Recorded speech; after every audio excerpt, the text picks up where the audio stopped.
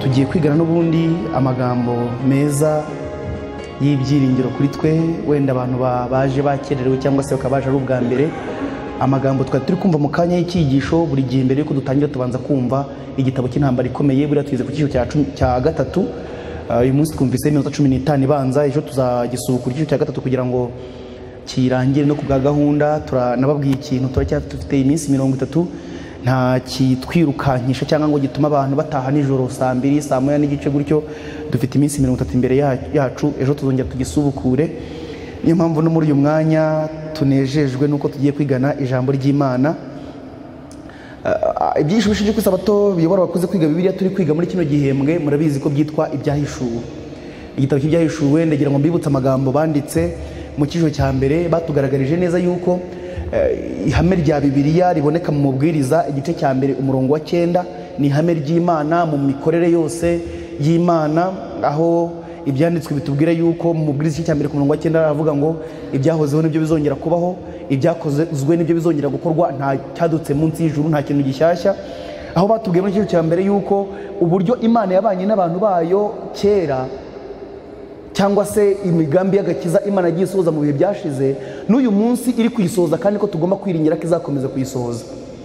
Dufate nk'urugero, niba Uwiteka atubwira yuko hariho Babuloni kwa Nebukadinezari igihe abana b'Imana barenganywaga, Saduraka, Meshaki na Abedenego bakajugunywa mu itanura ry'umuriro, ariko Uwiteka akabatabara, turiringira tudashidikanya ko no mu minsi y'imperuka, ubwo mu Byahishuwe 14, 17 na 18 hatubwira ko uyu munsi isi iyoborwa na Babuloni ikomeye. Iyo bamaze kumva mu cyigisho cya gatatu mu ntambara ikomeye, byanga bikunze n'abana b'Imana bagomba kwiringira ubutabazi bwayo nk'uko n'abariya muri Babuloni ya kera batabawe. Dukwiriye kugira ibyiringiro mu Mana. Tugiye kwigana amagambo meza, tugiye kwigana ibyiringiro by'ubwoko bw'Imana mu gihe cy'akarengane, mu gihe cy'intambara. Ibyiringiro by'abana b'Imana mu gihe cy'akarengane. Ariko mbibutsira ijambo kugira ngo mu gihe twigaye amagambo aho ngaho ari byo hoherekera ibitekerezo byanyu. Ibi byiringiro by'ubwoko bw'Imana mu gihe cy'akarengane, ntabwo ubwoko bw'Imana bugira ibyo byiringiro igihe akarengane kamaze kugeramo, ahubwo ibi ni ibyiringiro abana b'Imana bari basanzwe bafite mu Mana, noneho ahubwo bikababera ingabi bakingira n'ubutabazi bukomeye mu gihe akarengane kamaze kubageraho.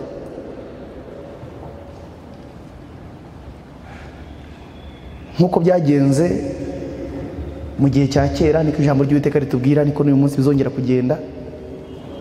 Ejo tuzakomeza tunabyumve igitabo cy'intambara ikomeye. Tugiye gusoma igitabo cy'Ibyakozwe n'Intumwa. Igitabo cy'Ibyakozwe n'Intumwa igice cya 4. Igitoro rya mbere ryari riri mu karengane, ryarenganywaga nabwo n'ubundi hari ku ngoma ya Roma. Tugiye kureba imbaraga zihurije hamwe kugira ngo zirwanye ubwoko bw'Imana. Ntabwo arizo turi butindeho cyane, ahubwo turaza kwibanda ku byiringiro byakomeje abana b'Imana muri icyo gihe. Niki cyakomeje abana b'Imana muri icyo gihe kugeza ubwo ejo mu cyigisho twize kivuga itotezwa ryabayeho mu binyejana bya mbere.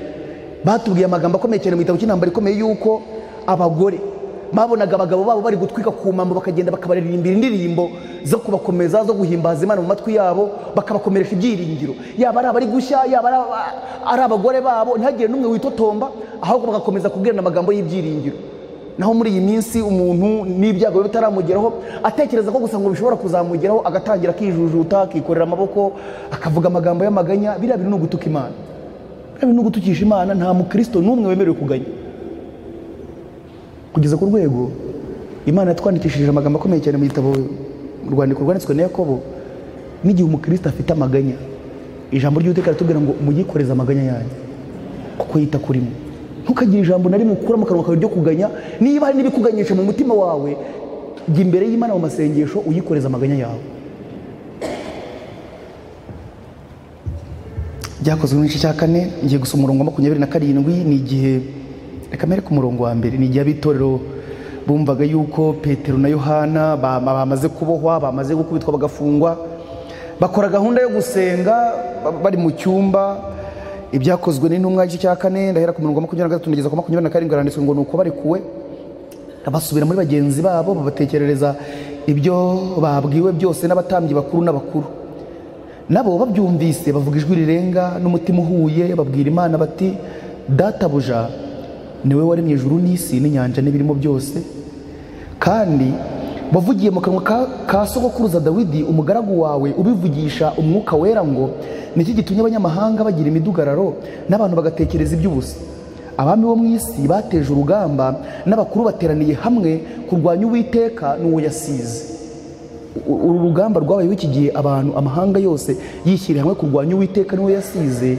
Mwibuke neza yuko mu gitabo cy'Ibyahishwe cya 16 tuzakiga n'ubundi hari ikindi kintu Satani azakora. Reka nyibasomere kugira ngo mwumve ryahame gusohora kwaryo igihe Imana yavuga yuko ibyahozeho aribyo bizongera kubaho n'ibyakozwe aribyo bizongera gukorwa. Ibyahishwe cya 16 uriya murongo dusomye yuko n'ubundi amahanga yose yihurije hamwe kugira ngo arwanye Uwiteka n'uwo yasize ari we Yesu Kristo. N'ubundi no mu minsi y'imperuka ibi bintu amahanga yamaze kwishyira hamwe, abantu bamaze kwishyiramo, tugiye kubona iryo shyirahamwe abantu barigize turabisoma muri Bibiliya, kandi abantu bose nta kindi kintu berekejeho ni ukurwanya Imana n'uwo yasize. Ni ibihe byiringiro by'abantu bagomba kuzarokoka muri icyo gihe nibyo tugiye kureba ubu ngubu. Ibyahishwe 16 umurongo wa 12 ndageza ku murongo wa 14 haranditswe ngo marayika wa gatandatu asuka urwabya rwe mu ruzi runini Ufurate, amazi yarwo akamera kugira ngo inzira y'abami baturuka iburasirazuba yitegurwe. Nuko mbona mu kanwa ka cya kiyoka no mu kanwa ka ya nyamaswa no mu kanwa k'abamanuzi w'ibinyoma havamo imyuka itatu mibisa n'ibikeri, kuko ariyo myuka y'abadayimoni ikora ibitangaza igasanga abami bo mu isi yose ngo bahururize kujya mu ntambara yo ku munsi ukomeye w'Imana ishobora byose. N'ubundi iki cyabayeho mu gitabo cy'ibyakozwe n'intumwa, ibyanditswe byari bitubwiye yuko n'uyu munsi nicyo kiri gukorwa.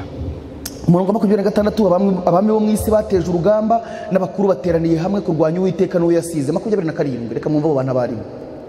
Kandi koko Herode na Pontiyo Pilato hamwe n'abanyamahanga n'imiryango y'Abisirayeli bateraniye muri uyu murwa kurwanya umugaragu wawe wera Yesu uwo wasize. Pontiyo Pilato, Herode, abanyamahanga. Ikintu kibabaje cyane baratubwiye ngo n'imiryango y'Abisirayeli. Iri muri kubyumva? N'imiryango y'Abisirayeli nayo iri muri rino shyirahamwe ryo kurwanya Kristo. Ntabwo aya makuru ari meza. Icyakora Pawulo yigeze kuvuga amagambo y'ibyiringiro akomeye cyane, aravuga ati ntabwo Imana yaciye Isirayeli, ntabwo Imana yaciye ubwoko bwayo. Ariko abantu bari muri uyu mugabane bashobora kuvugwaho amagambo nk'ayo Yesu yavuze kuri Yuda, akavuga ati n'ubundi byaranditswe muri Bibiliya mu byanditswe byera, ati umwana w'umuntu aragenda nk'uko byanditswe, atari ko umugambanyi azabona ishyano. Ni ibihe byiringiro byakomeje ubwoko bw'Imana igihe bari muri kano karengane? Ibyakozwe muri cya 7.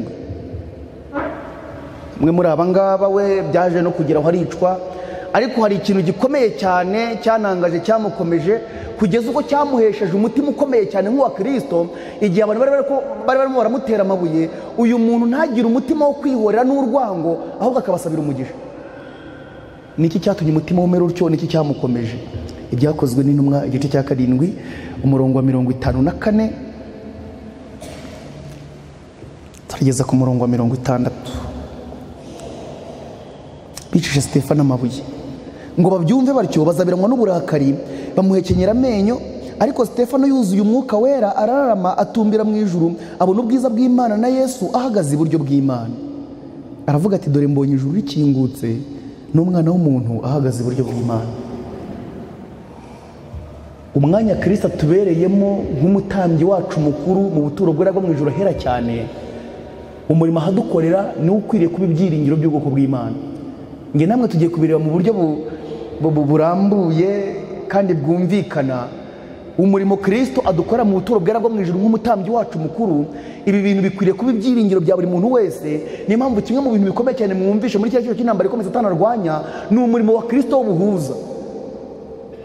Umurimo w'ubuhuza wa Kristo ni ikintu gikomeye ku bwoko bw'Imana, ariko ikintu giteye agahinda ntabwo benshi tuzi ayo makuru.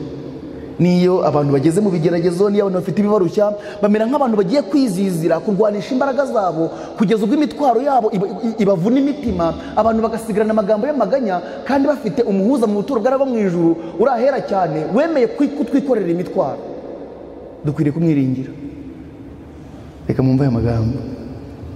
Barasakuza cyane biziba amatwi, bamugwirira icyarimwe, baramukurubana, bamuvana mu murwa, bamwicisha amabuye. Abagabo bamushinje bashyira imyenda yabo ku birenge by'umusore witwaga Sawuli. Bakimutera amabuye arambaza aravuga ati Mwami Yesu, akira umwuka wanjye. Arapfukama avuga ijwi rirenga ati Mwami, ntubabareho iki cyaha. Amaze kuvuga atyo arasinzira. umutima wawe waba warakiriye ubuntu bwa Kristo kugeza ku rwego abantu bakuvuga amagambo mabi, bakakwambura, bakagutuka, bakakurenganya, ukabasabira umugisha kugira ngo basabire umuvumo?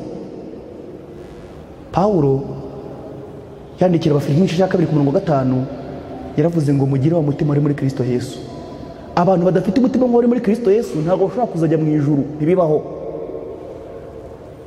Uyu munsi iyo abantu bakwanze cyangwa bakurwanya cyangwa se bakurenganije, ni ikintu cyanangaje. Muzi ko uyu munsi dufite abizera, abantu bavuga ko ari abakristo, agirana ikibazo na mugenzi we akajya kumurega mu rukiko. Agirana ikibazo na mugenzi we akumva afite umujinya muri we no kumwihimuraho. Mugeze kubwira abantu iki kintu, nibyo ubukristo Bibiliya yigisha abantu bawufata nk'aho ari intege nke n'ubusazi, ariko umuntu utazajya kuri uru rwego n'uru rugero Bibiliya itubwira ntabwo ashobora kuzaba mu ijuru. Aya magambo Stefano yavuze, ngira ngo murabizi yuko na Yesu igihe abantu bamubambaga niyo magambo yavuze igihe ari ku musaraba. Reka mwumve ikintu gikomeye cyane cyakomeje Stefano, byatumye bavuga ngo batubwira neza yuko igihe Stefano bamuteraga amabuye bamurenganya, yubuye amaso areba mu ijuru, ahabwa iyerekwa n'Imana, abona Kristo ari iburyo bw'Imana. Abaheburayo igice cya 8 umurongo wa 1. Abaheburayo igice cya 8 umurongo wa 1 hari umutwe w'amagambo avuga ngo iby'ubutambyi bukuru bwa Kristo n'iby'isezerano rishya. Iby'ubutambyi bukuru bwa Kristo n'iby'isezerano rishya, haranditswe ngo mu byo tuvuga igikomeye ni iki ngiki: dufite umutambyi mukuru umeze atyo, wicaye iburyo bw'intebe yikomeye cyane yo mu ijuru. Mu bintu byose abantu tuvuga, ikintu gikomeye Bibiliya yavuze ngo ni uko dufite Kristo nk'umutambyi wacu mukuru uri iburyo bw'Imana mu buturo bwera bwo mu ijuru.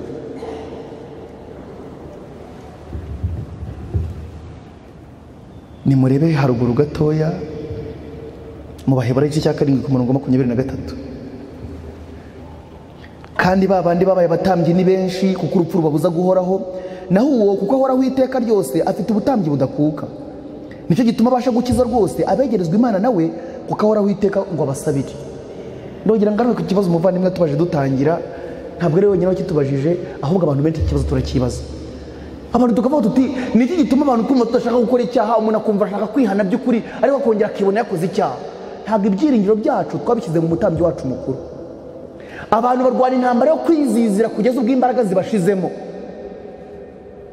Ibintu ndaza kwibasomera. Abantu bakunda agakiza bavana mu maboko no mu mbaraga zabo. Ubu ndagira mbabwire iki kintu. Abantu kugira ngo babwire yuko bagomba gushyira ibyiringiro byabo mu mbabazi z'Imana, yaba ariko bw'ibyaha byabo kugira ngo Imana babarire kandi bakize, ibi bintu bimeze nk'aho abantu benshi batabishyikira. Niyo mpamvu abantu bazarimbuka. Ariko ndagira ngo mbabwire iki kintu. Abantu kubabwira ngo nibagikanyarira bikorera amabuye aremereye cyane baterana umusozi, uretse no kwikorera amabuye babwiye ngo umusozi bawuvanaho babwiye ko ari bujye mu ijuru. Ariko babwire kwizera Yesu urebe ko ari bubikore. Umuvandimwe umwe yigeze kugikanyarira, ni umwe muri toro ryo ku Muhima, tugeze kubiganiraho bitewe n'ibyo twaganira, ngatumva rero Paulette nubwo bari abantu rwose nta kuri baba bafite, atari ko bakunda Imana. Ati haba hari abantu bakunda Imana cyane bayishaka, ukurikije ukuntu ubona ibintu byabo baje abantu bakunda Imana cyane. Ndamubwira nturabeshya, bari abantu nta Mana bakunda. Ndamubwira ngiye kuguha igihamya kizakubwira yuko badakunda Imana. Ndamubwira ibintu mubwira nta muntu n'umwe ujyayo nzi uretse wowe bimbwiye. Ngiye kuguha igihamya cy'abantu mwajyanyeyo, uzakibasuzumireho, umuntu uzahagarara muri uwo murongo uzamenye ko akunda Imana. Ndamubwira ntubona ko bari abantu bashobora kujyayo bakamarayo n'icyumweru bikorera amabuye baterera imisozi, basenga bakajya munsi y'amazi akabanyagira kugeza ubwo rwose umuntu ubona agiye guhera umwuka atakinanywa. Ndamubwira uzasaba umuntu mujyanayo, byibura mujye mushaka igihe nubwo cyari iminota 30 cyangwa isaha imwe ku munsi, mwigane ijambo ry'Imana. Uwo muntu nakikwemerera uzamenya ko akunda Imana. Ngiye kubona mbona biramutangaje arikanga, arambwira tuzi ikintu. Ati twajyanaga turafase ni ku mubare yambwiye, ati nigeze gusa umwe muri bagenzi twakunda kujyanayo. Ndamubwira numva ni byiza cyane ko tujya hariya, none ndakwinginze reka dufate iminota 5, uko niko yambwiye. Reka dufate iminota 5 twiga ijambo ry'Imana. Arambwira ati ikintu cyantangaje, namusabye iminota 5 kwiga ijambo ry'Imana, arambwira ngo nta mwanya yabona. Iyo umuntu atabonye umwanya kwiga ijambo ry'Imana, undi abona wari gukora iki? Abantu bakunda agakiza kavuye mu mirimo yabo, ariko iki kintu kivuga ngo abantu dukwiye gushyira ibyiringiro byacu mu mutambyi wacu mukuru ngo abe aribyo bidukomeza, ibintu bishyikira abantu bake. n'uyu munsi impamvu intambara abantu bazirwana mu mitima yabo, umuntu akumva ibyaha birenda kumuturitsa, ariko icyo akora nk'uko mwabibonye, umuntu aragenda akaba umupagani, ntafate n'umwanzuro wo kuva mu itorero ngo yigendere, ntafate umwanzuro wo kujya kuba umupagani, akaba yakora n'inshingano agakomeza akazikorera mu byaha,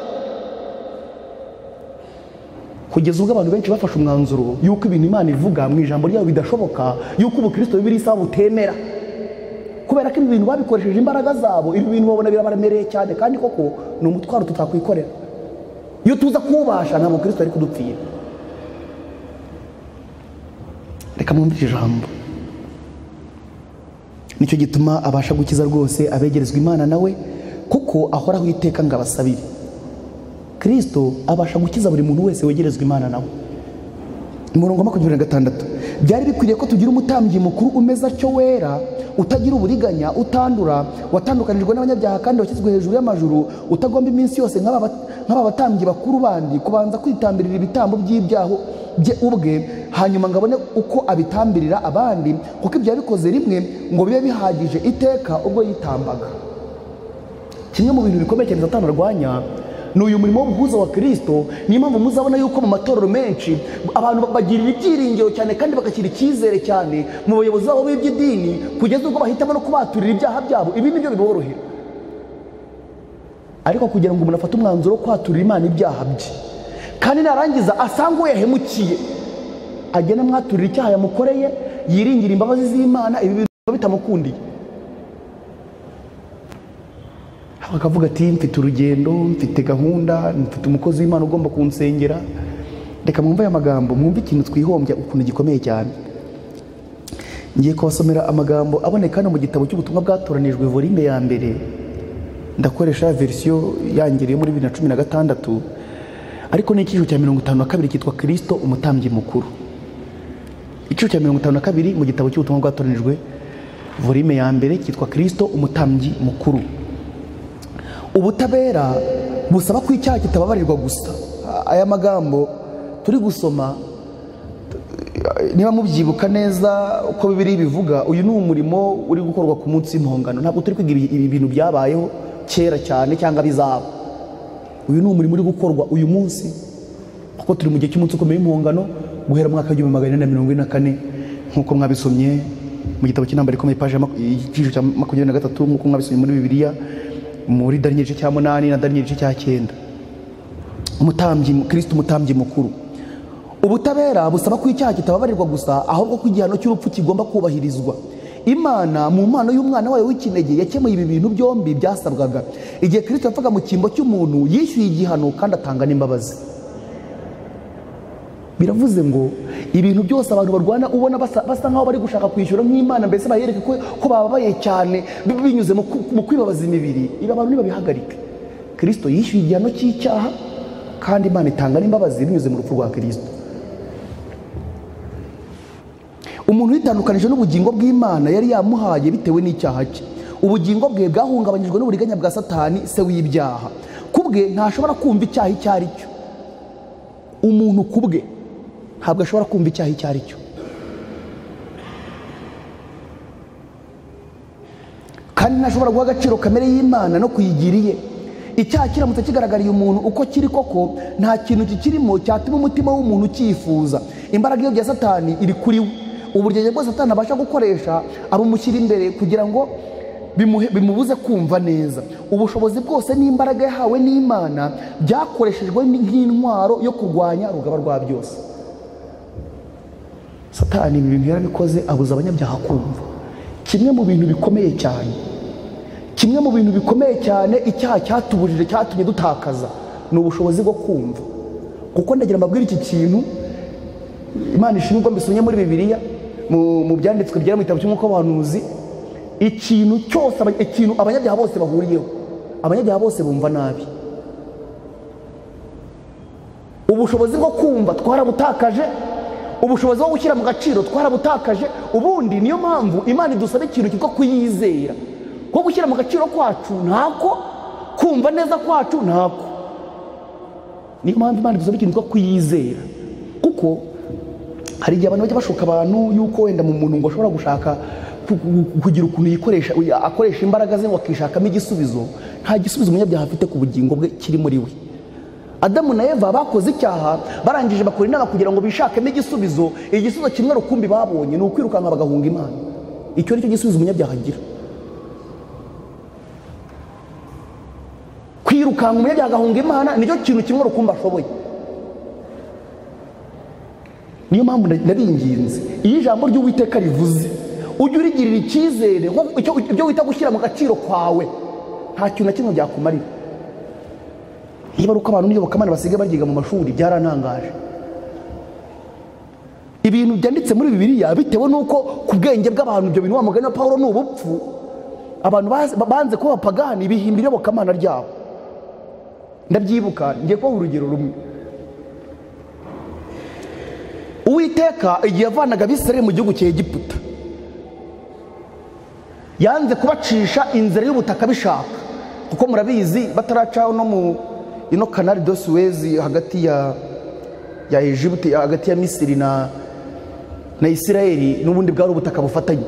Abisirayeli bashobora kuva muri Egiputa bakagera muri Kanani baciye ku butaka.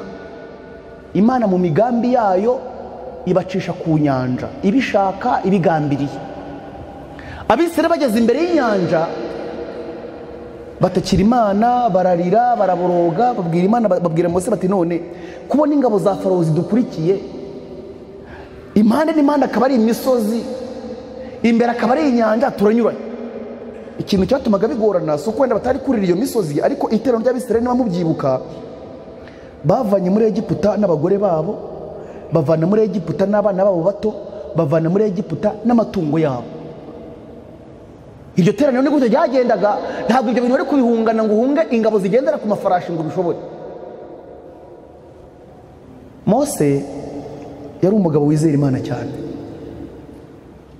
Ikintu cyantangaje cya Mose, kandi natwe kwizera kwacu no kugomba kugera, niyo byabaga ari ibintu Mose azi ko ari Imana bimutegetse, hakavuka ikibazo bakakimubaza bati tubigende dute, ntabwo Mose yatekerezaga bya bindi abantu bita gushyira mu gaciro ngo natwe Imana yaduhaye ubwenge ngo umuntu agomba kubitekereza akabikora. Mose buri gihe yaragendaga akajya kubaza Imana ati ibintu bigenze. Mose yavuye muri Egiputa, yagiye muri Egiputa ari Imana imwohereje kuvanayo ubwoko bwayo, n'ubundi igihe yari abayoboye berekeza ku nyanja, n'Uwiteka wari umuyoboye we n'Abisirayeli.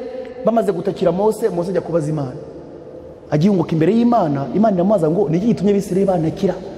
Bwira Abisirayeli bakomeze bagende. Aha Imana ategeka kujya ko Abisirayeli bajya mwumva hariho, hari Imana yabategetse kujya mwumva arahagana yo ngo mu nyanja mu mazi. Ngaho nimushyire mu gaciro, nimushyire mu gaciro namwe mumbwire. Inyuma ni ingabo z'umwanzi, impande n'impande ni imisozi, imbere ni inyanja. Aho kujya murumva hari mu nyanja dushize mu gaciro. Gushyira mu gaciro, ibi bintu abantu bita gushyira mu gaciro, gukoresha ubwenge bwabo mu rugendo rwa Gikristo bashaka babishyire hasi. Hari amagambo tuzumva mu gitabo cy'intambara ikomeye tuziga, baravuze ngo iyi Imana ihamagaye umuntu, iyi Imana ihamagaye umuntu, ngo hari igihe biba ngombwa ko uwo muntu ajugunya ubwenge bwose yakiriye mu mibereho ye yose. Ibi bintu narabibonye. Iyi Imana iranitse umuntu ngo ayikurikire, hari igihe biba ngombwa ko ajugunya icyo yita ubwenge bwose yakiriye mu mibereho ye yose, akemera guhinduka injiji, akemera guhinduka umuntu udatekereza neza kugira ngo Uwiteka bari mu ubwenge.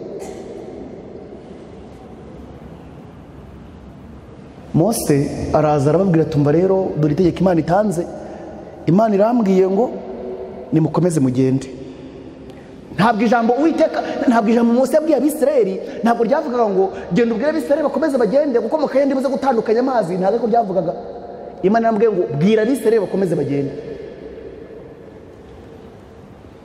Mu gitabo cy'Abakurambere n'Abahanuzi baranditse ngo igihe Abisirayeli bahindukizaga ibirenge byabo bakagenda berekeye ku nyanja, ngo bari bagaragaje ko bizeye ijambo ry'Uwiteka yavugiye muri Mose, ngo maze inyambaraga y'Isirayeli itandukanye inyanja baratambuka. Umuntu ataragera kuri uru rwego rwo kwiringira Imana mu bintu bisa n'ubusazi ntabwo ashobora gukira. Abantu bamenyereye kwirwanirira, ndaza kubisoma no mu bijyanye n'agakiza k'ubugingo bwacu. Abantu bamenyereye kwirwanirira ku buryo ibyiringiro byacu byose twabishyize mu by'akaboko kacu gashobora gukora. niyo mpamvu niyo tujya guca urubanza no mu bijyanye ryo kwizera tureba ku bafite imirimo myinshi. Reka mwumvire ijambo. Ariko rero reka nsubire hejuru gato, ubushobozi bwose n'imbaraga Imana yahaye umuntu byakoreshejwe nk'intwaro yo kurwanya rugaba rwa byose. Kubw'ibyo nubwo Imana ikunda umuntu ntishobora kumuha impano n'imigisha yifuza kumucuncumuriraho. Ariko rero Imana ntabwo izatsindwa na Satani. Imana ishimwe cyane. Yohereje umwana wayo mu isi kugira ngo mu gufata ishusho ya kamere muntu, ubumuntu bw'Imana buteranirizwe muri we, bituma umuntu azamurwa agere ku rugero rw'imico y'Imana. Ibi bintu Imana irabishoboye. Nubwo barahenebereye mu byaha, hahandi dufite abantu benshi ubwo baba baramaze kwikatira urubanza bakavuga bati ubwo nta kundi nyine nzarimbuke, agafunga umwuka. Nubwo umuntu yaba yarageze aho ngaho, ubuntu bw'Uwiteka buramuhagije, bubasha kumukiza. Nubwo Sawuli, Imana ni igitangaza cyakora. Hari ibintu njya nibaza nkumva ubuntu bw'Imana buratangaje, kandi dukwiriye kunezezwa n'imbabazi z'Imana. Icyakora tugaharanira kugira umutima nk'uwari muri Kristo Yesu. Namwe nimureba Imana yari iri iruhande rw'ubwoko bwayo burenganywa, ba Petero na Yohana bagakubitwa bagafungwa, Sawuli abifitemo uruhare kugeza ubwo atanze amabwiriza akanayahagarikira yuko Stefano agomba guterwa amabuye. Oya, Imana ntimurakarire, ntimugirire umujinya nk'igomba kumwitura inabi, ahubwo ubuntu bwayo bugakomeza bukararika umutima wa Sawuli. Ubu ngubu Sawuli na Stefano bazabana mu ijuru. Namwe nimurebe umwami Manase uyoboye Isirayeli imyaka 55, akayimara hafi ya yose yarafunze urusengero rw'i Yerusalemu, akica abahanuzi. Murabizi umwami Manase niwe waciye igihanga umuhanuzi Yesaya. Umva, akica abahanuzi kugeza ubwo ibyanditswe byari bitubwira ngo ibyaha Manase yakoze muri Isirayeli byageze ubwo Uwiteka yanga kubabarira Isirayeli, kugeza n'ubwo umwami wamukurikiye Yosiya yaragiye yinginga Imana kugira ngo ako kaga gahagarare. Imana iramubwira tumva rero, kuko umutima wawe wicishe bugufi imbere yanjye, ibi bintu ntabwo bizabaho ku ngoma yawe, ariko ntibishobora guhagarara. Umva, Manase yakoze amabi cyane, ariko ikintu cyantangaje, Imana yemeye ko anyagwa ajyanwa mu bunyage i Babuloni. Ageze i Babuloni umutima we wibuka Uwiteka, asaba imbabazi Imana, kandi Imana yamubabarira. Mu myaka 2 isoze ku ngoma ya Manase yayimaze muri iyo myaka 2, nubwo ijambo ry'Uwiteka ritubwira ngo yari yayobeje Isirayeli cyane, ngo ku buryo no mu myaka 2 yamaze yarihariye ntabwo ashaka gukuraho ingaruka z'ubuyobe yateje Isirayeli. Ariko ikintu gitangaje cy'imbabazi z'Imana, ubu Manase, umwami Manase azabana mu ijuru na Yesaya yaciye igihanga. Imana yacu ni nziza cyane. None ni iki gituma tutiringira imbabazi zayo, ahubwo tugakomeza tukavunika imitima abantu? Hari ikintu cyantangaje cyane n'amagambo meza Ellen White yanditse mu gitabo cy'Ibivuzwe byose, aravuga ngo nta kintu na kimwe gishobora guhindura umutima w'umunyabyaha nko kumenya urukundo rwa Kristo rubabarira.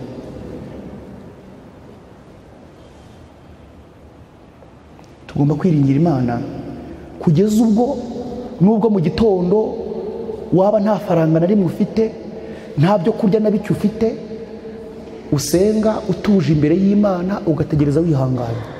Ikintu cyantangaje, mugira ngo igihe Eliya yavugaga ubutumwa bwiza akatangaza yuko amapfa azatera muri Isirayeli, mugira ngo Imana yaramubwiye ko hari ibiryo yamubikiye? Amapfa yateye muri Isirayeli na Eliya yamugezeho, ariko yari afite ibyiringiro mu Mana, niyo yamubeshejeho. Reka mwumve iki kintu rero, nta yindi nzira umuntu aboneramo agakiza. Yesu aravuga ati, kuko ari ntacyo mubasha gukora mutamfite. Muri Kristo wenyine amasoko y'ubugingo ashobora guha kamere y'umuntu ubuzima. Ntabwo umuntu kwiyumva. Muri Kristo wenyine amasoko y'ubugingo ashobora guha kamere y'umuntu ubuzima, agahindura ibyo akunda, agatuma yifuza ibyo mu ijuru. Oya, Kristo afite imbaraga zo guhindura ibyo kamere zacu zikunda, agatuma twifuza ibyo mu ijuru. Binyuze mu guhuza kamere y'Imana n'iy'umuntu, Kristo ashobora kumurikira gusobanukirwa k'umuntu kandi akuzuza imbaraga itanga ubugingo mu mutima wajahajwe n'ibicumuro n'ibyaha. Mutega amatwi amagambo nifuza ko dusorezaho, muyumve neza. Kandi nkuko nabibabwiye, ntabwo nifuza ko dufata iyi minsi Imana yaduhaye kugira ngo twige ijambo ryayo, ntabwo nk'uko umuvandimwe Nzaramba bivuze, ntabwo nifuza ko twayifata nk'isanzwe. He kugira ikintu kimwe mufata mu buryo bw'umuhango nk'uko gahunda zisanzwe. Byarantangaje cyane muri iyi minsi abantu basigaye bategura amateraniro nta nzara n'inyota bafite, ngo kubera ko dutangiye undi mwaka ngo nta kuntu itorero ryamara amezi 3 ridakoze ivuna. Icyo cyonyine, nta bukene, nta mutima wuzuye umwuka wivuga butumwa uri mu bantu, gusa ngo nta kuntu itorero ryamara amezi 3 ridakoze amavuna. Gahunda y'imihango n'imigenzi idahinduka bikaba byaraje mu mitwe y'abantu ku buryo abantu bakora ibintu umva nta gahunda bafitanye n'Imana kandi bikitirirwa Imana. Muzabise mujya kuza mu gice cya 16 Pawulo ashaka kujya kubwiriza, umwuka wera aramubuza. Ibintu byo gukora ibintu kubera gahunda tumenyereye dukwiriye kubihagarika. Niyo mpamvu mbasaba kugira ngo aya materaniro buri muntu wese nkuko twabyize dutangira Sabato vendredi kwa gatandatu ushize, igihe duteranye mu izina rya Kristo twumva ijambo ry'Imana, Kristo bari hagati muri twe kandi afite imbaraga zo kudukiza. Dukwiriye kugira ibyo byiringiro. Buri muntu wese akazana umugambi mu materaniro, kandi nababwiye ikintu, niba n'uwo mugambi wumva utaremereye muri wowe, mu masengesho usenga Imana uyinginga kugira ngo itere ubwo bukene mu mutima wawe. Atarya bindi basenga by'umuhango, umuntu wenda akaba yaraye nabi nijoro atanasinziriye, bwacya agasenga Imana akavuga ati Imana ndagushimira rwose cyane yuko wandinze muri iri joro ryagenze neza rwose, izina ryawe rihabwa icyubahiro. Yarangiza amaze gusenga Imana atyo, agate kuri telefone agahamagara inshuti ye akabwira ati mva rwose sinzi ikintu cyambaye muri iri joro, ati naraye nasinziriye, ati nabuze ibitotsi. Ninde muntu duha agaciro cyane hagati y'abantu b'inshuti zacu n'Imana? Kugana Yesu icyo cyitwa amahirwe yo gusenga, baranditse ngo gusenga ni ukugururira umutima wacu Imana nk'uyugururira inshuti. Hari abantu bafite igitabo kimwe twakumenya Yesu ni byose, banditse amagambo yantangaje. Ni umupastor w'umudivantiste muri Amerika y'Amajyepfo, yari afite umwana bavuye gusenga, bageze mu rugo bari batetse ibiryo byiganjemo imboga nyinshi cyane, kandi umwana we ntabwo abikundaga. Arangije umwana, pastor asaba umwana ati senga ibyo kurya, dusengera ibyo kurya turye. Umwana atabwira papa rero mwatetse ibyo kurya ntakunda. Isa mubwiye ngo nasenga, itamubwira ati mwatetse ibyo kurya ntakunda. Abana nta buryarya bagira. Ariko yaba ari umuntu mukuru yari gusenga ashinyirije bigasoza atabiriye, akareka yabishimiye Imana.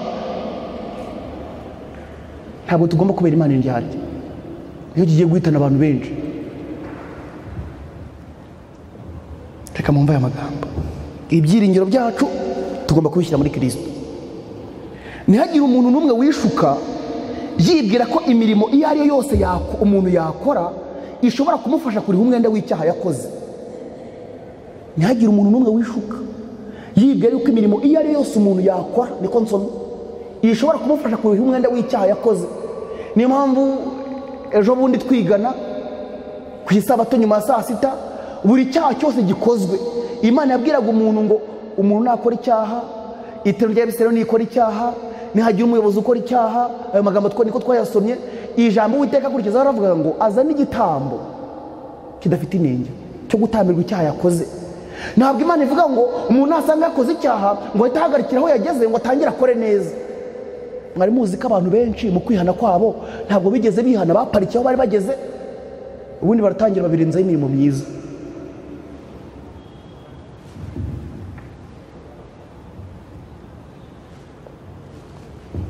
Reka turebe abantu bari muri rino teraniro bigeze kuruhuka dimanche, bigeze gusenga dimanche, bigeze gusenga ku cyumweru, bari muri rino teraniro. Nanjye niho nasenga kuko nari umugaturika. Imana ibahe umugisha. Reka turebe abantu bumvise itegeko rya 4 bakumva bararyishe, hanyuma mbere yuko bajya kuruhuka Isabato bakabanza bakaturira Imana icyaha bakoze, bice itegeko rya 4, hanyuma bakabisaba kwibabarira, hanyuma bagatangira bakumvira itegeko rya 4. Nibamarika ikiganza. Oya barabuze babarirwa ku ntoki rwose. Abanyarwanda bavuze ngo ibintu bibarirwa ku ntoki biba bitarenze 10. Kuko intoki ni 10. Ikintu cyantangaje, mwakoze cyane. Ikintu cyantangaje, muzi ko twabwirirwa yuko umunsi wo kuruhukwa mu itegeko rya 4 ari Isabato, tukumva Imana yatubwiye ngo noneho nimuhagarikiraho mwaruhukiraga dimanche mutangire muruhuka Isabato. Suko nguko Imana yavuze. Imana ikintu cya mbere yari itubwiye n'urwandiko Pawulo yandikiye Abaroma igice cya 3 umurongo wa 19 n'uwa 20 haranditswe ngo tuzi yuko ibyo amategeko avuga byose abibwira abatwarwa nayo, ngo kugira ngo akanwa kose kazibwe kandi abari mu isi bose batsindirwe n'urubanza imbere y'Imana. Ikintu cya mbere Imana yifuzaga ni uko twemera ko dutsinzwe. 2 murongo 20 haranditswe ngo kuko imbere yayo, imbere y'Imana ari nta muntu uzatsindishirizwa n'imirimo itegetswe n'amategeko, kuko amategeko ari yamenyekanisha icyaha. Tukimara kwiga rya tegeko rya 4, Imana yari tumenyesheje icyaha cyacu kuko gucumura ku itegeko rya 4. Ikintu Uwiteka dusabaga rero, twagombaga kwemera icyaha cyacu, niwo murongo twase mu cya 4, tukacyatura, tugasaba imbabazi z'ibyaha byacu, maze tukizera igitambo cya Kristo ku Uwiteka tubabariye. Muzi ikintu imbabazi z'Imana zimarira umunyabyaha? Igitabo cyitwa Abahirwa ni bande, bari gusobanura ijambo ry'Umwami wacu, bageze kuri ya magambo avuga ngo utubare ibyaha byacu ngo twabariye abaducumuyeho, baranditse ngo imbabazi z'Imana zikorera umunyabyaha ibintu bibiri. Icya mbere, zimuvanaho urubanza yaraciriweho nko kwica amategeko y'Imana. Ariko ikintu cya kabiri, imbabazi z'Imana zikorera umunyabyaha zimuha imbaraga zituma yumvira amategeko y'Imana. Ikintu gituma n'uyu munsi ubukristo bwarananiye abantu, umuntu akakomeza isabato yumva aremerewe, umuntu agatanga icya 10 cyangwa akajya gukazana amaturo yumva aremerewe, umuntu agakora imirimo y'inshingano mu rusengero yumva yikora umutwaro uremereye. Ntabwo abantu bihariye, nuko bakura mu mugozi. Kandi ikibazo bitewe n'ukuntu abantu nabo bishingikiriza ku mirimo cyane, iyo ubwiye abantu yuko ikintu cya mbere abantu bakwiriye kwigishwa ari ukwihana nyakuri no kubabarirwa ibyaha byabo, bahita bavuga ati none ibi bintu tubwira abantu, insengero zizubakwa ryari? Muzabakurura nk'ihene ku ngufu, muzabagezaho bajya amavi yaracitse, uretse ko mutazanabagezayo. Umuntu agomba kwihana by'ukuri. Mwasomye amagambo ijambo ry'Uwiteka ryatubwiye ngo iyo mu gitabo cy'imigani ya Kristo cyo cya 7 kitwa imbaraga itangaje ubutumwa bwa Kristo, baravuze ngo iyo iby'Imana isaba bibereye umuntu umutwaro, uwo muntu ntago aba yumvira by'ukuri, kandi uwo muntu imibereho ye ntabwo iba ari iya Gikristo. Niyo mpamvu batubwiye ngo ntihakagire n'umwe wishuka yibwira yuko imirimo iyo ari yose yakora ishobora kumufasha kuriha umwenda w'icyaha yakoze. Iki ni ikinyoma giteje akaga gakomeye. Nuramuka usobanukiwe n'ibi, uzareka gukomeza kwishingikiriza ku ntekerezo zawe zigushimisha, uhanga amaso yawe ku mpongano. Ibi nuramuka ubisobanukiwe, uzareka gukomeza kwishingikiriza ku bintu byawe bigushimisha, uhanga amaso ku gitambo cya Kristo cyo mu ngano y'ibyaha byacu. Iki kibazo gisobanuka buhoro ku buryo abantu ibihumbi byinshi, ibihumbi n'ibihumbi bibwira ko ari abana b'Imana, nyamara ari abana b'umubi kuko bishingikiriza ku mirimo yabo bwite. Reka mwumvire ijambo. Igihe cyose Imana yasabaga imirimo myiza kandi n'amategeko nayo nuko, ariko kubera ko umuntu yishoye mu cyaha, aho imirimo itari gifite agaciro, yahawe agaciro gukenerwa kwa Kristo konyine niko kwatugoboka. Kristo ashobora gukiza rwose kuko ahora Uwiteka wadusabire. Reka mwumve aya magambo. Imirimo y'idini, amasengesho, ishimwe, kwatura ibyaha kubihamye biturutse ku bizera nyakuri, bizamuka nk'umubavu uhumura neza bikajya mu buturo bwo mu ijuru. Ariko binyuze mu miyoboro y'abantu yangiritse, nta gaciro byagira imbere y'Imana keretse gusa bitunganijwe n'amaraso. Nuzana ituro ryawe, nugira inshingano ukora mu itorero, nugira umuntu ufasha, nubwiriza, nuririmba, nuyobora, ntihakagire ikintu na kimwe kikumvisha ko hari ikintu wahaye Imana kiri butume kwemera, ahubwo ujye wishingikiriza ku gitambo cya Kristo nk'uko Nehemiya yabigenzaga. Hari igihe abantu benshi bazi ko Nehemiya yakoraga ibintu akabwira Imana ngo nibi bintu uzabinyibukire, nkaho Nehemiya ashyiriye imirimo Imana ngo azabe ari yashingiraho imwemera. Ashwe, Nehemiya yishingikirizaga ku gitambo cya Kristo, maze kubw'ituro ry'ibyo yabaga akoreye Imana agasaba Imana kimwemera kubw'igitambo cya Kristo. Kuko baratubwiye ngo imirimo y'idini, mwumve kugira ngo imirimo y'idini yemerwe, amasengesho dusenga, amashimwe dushima Imana, kwatura ibyaha kwacu, iyo biturutse ku bizera nyakuri bizamuka nk'umubavu uhumura neza bikajya mu buturo bwo mu ijuru. Ngo ariko binyuze mu miyoboro y'abantu yangiritse, nta gaciro byagira imbere y'Imana keretse gusa bitunganijwe n'amaraso. Ntibizamuka bitunganye rwose, kandi hatabaye umuhuza wicaye iburyo bw'Imana ngo abijyane kandi abyejeje gukiranuka kwe, ntabwo byakwemerwa n'Imana. Buri mubavu wose uva mu mahema yo ku isi ugomba kubabezwa n'ibitonyanga by'amaraso ya Kristo yeza ibyaha. Hano turavuga ngo icyama bose bakabona ko ikintu cyose kijyanye no kumvira, kwihana, guhimbaza no gushima bishyirwa ku muriro waka wo gukiranuka kwa Kristo. Impumuro y'uko gukiranuka izamuka nk'igicu gikikije intebe y'imbabazi. Kuri uyu mugoroba Imana iri kuturarika kugira ngo imitima yacu yiringire Imana by'ukuri, yishingikirize kuri Kristo kugeza ubwo tumera nka Dawidi. Dawidi ari mu bantu bakoze ibyaha muri Bibiliya by'inkoraruguma, ariko kubera ukuntu yari azi gufatira Imana ku ijambo ryayo, kubera ukuntu yari azi kwiringira imbabazi z'Imana yishingikirije ku gitambo cya Kristo, Imana yaramubabariye. Buri muntu wese nawe uri buze kwinginga Imana atyo atajenjetse, mugashaka Imana nk'uko ibyanditswe byari byavuze mu Isezerano ati muzanshaka mu mbone nimunshakana umutima wanyu wose.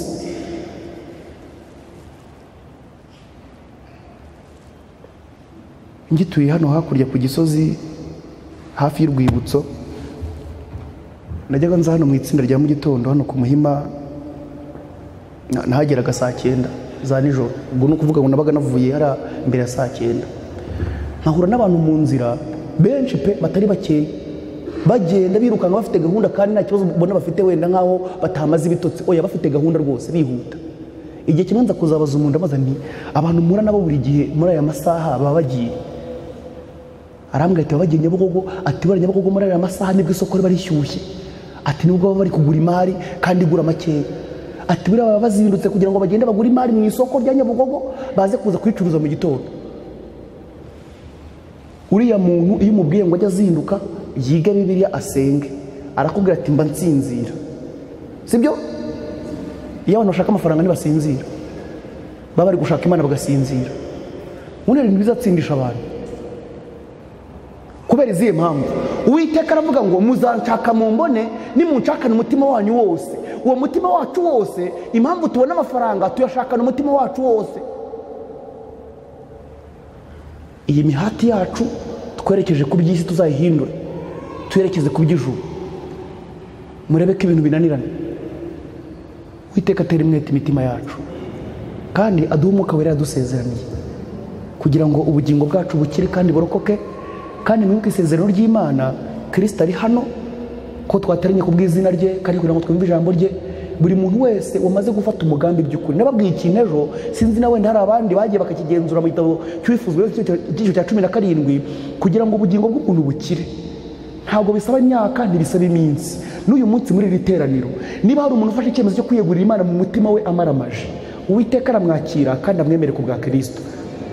Nababwiye ikintu, nuramuka ufashe imigambi hamye itajanditse yo kwiyegurira Imana no guhinduka, ibi bintu witwicaye gutya mu iteraniro ukiyegurira Imana mu mutima wawe kandi ugafata icyemezo kimaramaje, nubwo wagera kuri kaburimbo imodoka ikakugonga, ntabwo ari ibintu bisaba iminsi. Kandi ibi bintu ntabwo mbibabwira mbikuye mu mutwe wanjye, dufite ubuhamya muri Bibiliya. Igisambo cyagize amahirwe yo guhura na Yesu mu rukiko. Urugendo cyagenze nticyarupfusha ubusa kigendana na Yesu.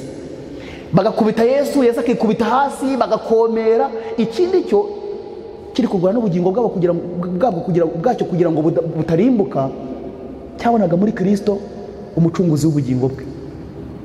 Ndabinginga kugira ngo Kristo natwe duhaye amahirwe tumugundire. Ijambo ry'Uwiteka ryatubwiye ngo mu bintu byose tuvuga, igikomeye ni iki ngiki, dufite umutambyi wacu mukuru urahera cyane. Reka bari twiringira kandi tubere ibyiringiro byacu ubu ngubu n'iteka ryose mu izina rya Yesu. Hari abantu bifuza ko dusengana, ngo haguruke dusenge. Urakoze Mwami Imana yacu, izina ryawe rihabwe icyubahiro.